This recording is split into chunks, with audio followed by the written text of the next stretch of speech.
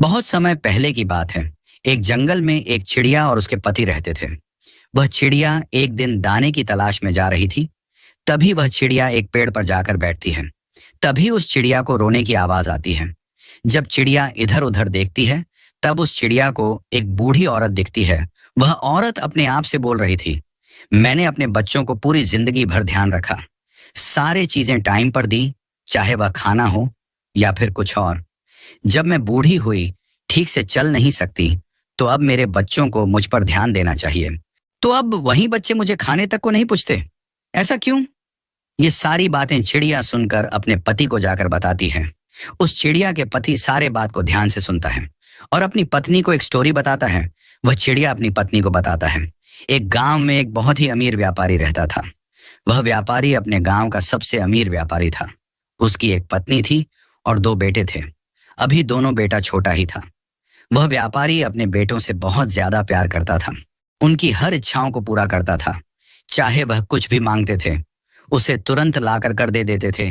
चाहे वह कुछ भी खाने को मांगते, चाहे वह फल हो, चॉकलेट हो, चाहे कोई भी खिलौना ही क्यों ना हो, चाहे वह खिलौना कितने भी महंगे क्यों ना हो, लेकिन वह व्यापारी तुरंत एक दो दिनों के अंदर ला कर दे देते थे।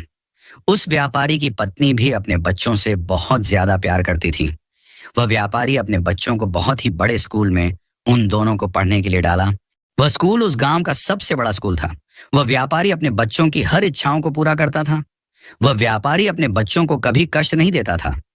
चिड़िया अपने पत्नी को आगे बताता है, उस व्यापारी का एक बहुत ही अच्छा दोस्त था, जो उसके हर सुख दुख में उनके साथ रहता था। वह व्यापारी का दोस्त ये सारी चीज देखता था कि मेरा दोस्त अपने बेटे से कितना ज्यादा प्यार करता है। वह व्यापारी अपने बेटे को किसी प्रकार की कोई तकलीफ नहीं देता था। वह चिड़िया अपनी पत्नी को आगे बताता है कि उस व्यापारी के घर में बहुत सारे नौकर चाकर भी काम करते थे, इसलिए बच्चों को कभी कोई तकलीफ भी नहीं हुआ करती थी। बच्चों को टाइम टाइम पर खाना, नए नए कपड़े, नए नए खिलौने सभी टाइम पर दे दिया जाता था।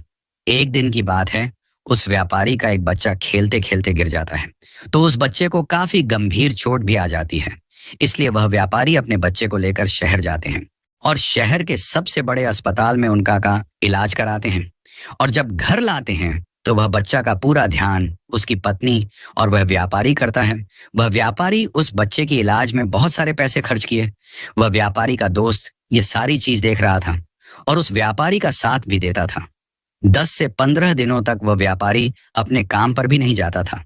रात रात भर जाग कर अपने बच्चे का ध्यान रखता था और उसकी पत्नी भी अपने सारे काम छोड़कर अपने बच्चे को ध्यान रखती थी।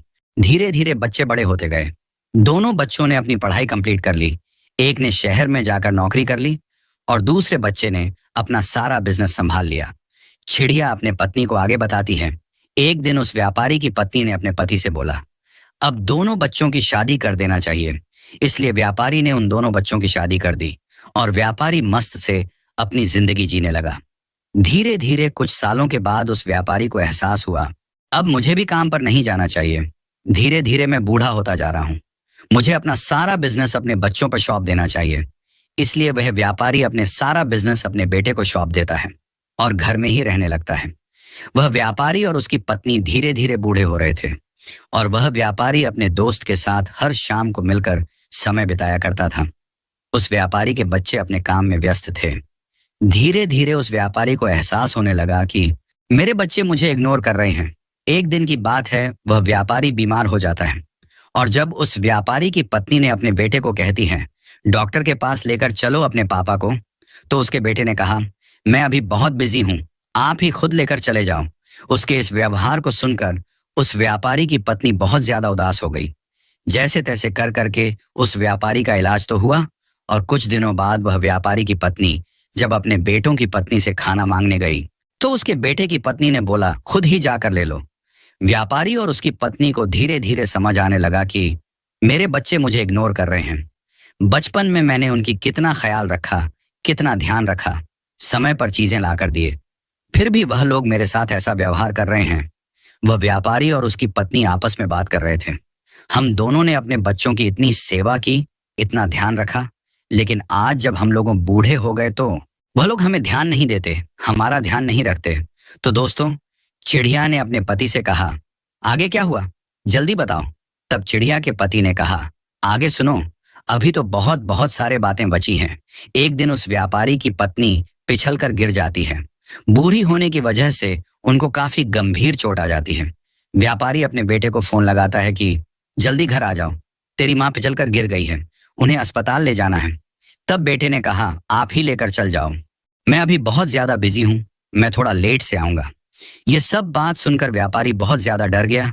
अब क्या होगा, इसलिए वह अपने दोस्त को बुलाकर शहर के बड़े अस्पताल में गया और कुछ घंटे बाद उसके बेटे भी उस अस्पताल में पहुंच गए अपनी पत्नी के साथ। और शहर में एक और बेटा रहता था, वह भी वहां पर अपनी पत्नी के साथ पहुंच गया। तभी डॉक्टर आते हैं और बोलते इन्हें भर्ती करना होगा।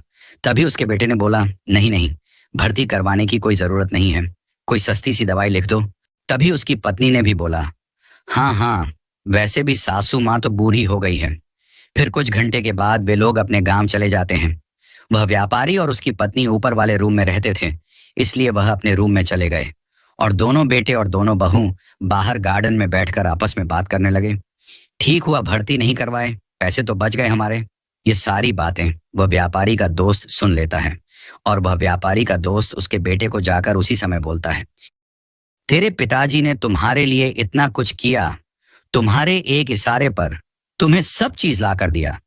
एक बात तो तुम जानते ही नहीं, एक बार जब तुम गिर जाते हो खेलते खेलते, तब तुम्हारे पिताजी शहर के सबसे बड़े अस्पताल में लेकर जाते हैं। सबसे ज्यादा पैसा खर्चा किए, 15 दिनों तक काम पर नहीं गए, रात रात भर जागकर सेवा किया और पैसे तो इतनी खर्च किए जितने तुम सोच नहीं सकते। और जब तुम्हारा समय आया सेवा करने की, तब तुम ऐसे ही बोल रहे हो, भर्ती करने की कोई जरूरत नहीं है, कोई सस्ती सी दवा दे दो। और तो और अस्पताल ले जाने के लिए फोन किए तो बोले बिजी हूं। तभी ये सारी बातें सुनकर उसके बेटे को एहसास हुआ कि जो मैं कर रहा हूं वह गलत है। वह अपनी गलती की माफी मांगने अपने पिताजी के पास जाता है और अपनी सारी गलतियों की माफी मांगता है। तभी उसके पिता बोलते हैं, जैसा आज तुम हमारे साथ करोगे वैसा ही तुम्हारे साथ तुम्हारा बेटा करेगा। इस तरह उसके बेटे को उसकी गलती का एहसास हुआ। उसके बाद चिड़िया अपनी पत्नी को बोलता है, इसलिए अपने बच्चों को सही संस्कार दो, उन्हें बताओ मैंने तुम्हें कितनी तकलीफ में पाला हूं, उन्हें सारी प्रॉब्लम बताओ। तो दोस्तों, आई होप ये स्टोरी आप सबको बहुत ज्यादा ही पसंद आया होगा।